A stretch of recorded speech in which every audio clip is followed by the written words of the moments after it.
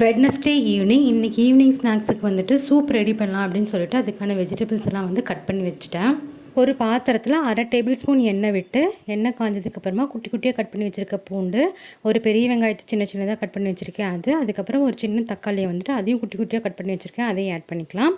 தக்காளி வதங்கினதுக்கப்புறமா நம்ம கட் பண்ணி வச்சுருக்கிற காய்கறி எல்லாத்தையுமே ஆட் பண்ணிக்கலாம்.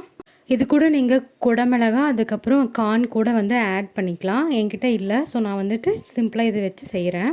தண்ணி வந்து கொஞ்சம் நிறையவே ஆட் பண்ணிக்கலாம். அதுக்கப்புறம் கொஞ்சமாக சீரகம் உப்பு போட்டு மூடி வச்சிடலாம். காய் வந்து நல்லா வெந்ததுக்கப்புறமா நான் ஒரு 2 டேபிள் ஸ்பூன் கார்ன்ஃப்ளவர் மாவை தண்ணியில் கரைச்சி ஆட் பண்ணிக்கிறேன்.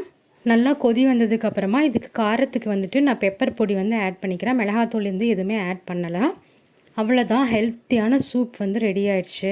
வீக்லி ஒரு டைம் வந்துட்டு இந்த மாதிரி வெஜிடபிள் சூப்பும் கீரை சூப்பும் குடித்தா ரொம்ப ரொம்ப நல்லது.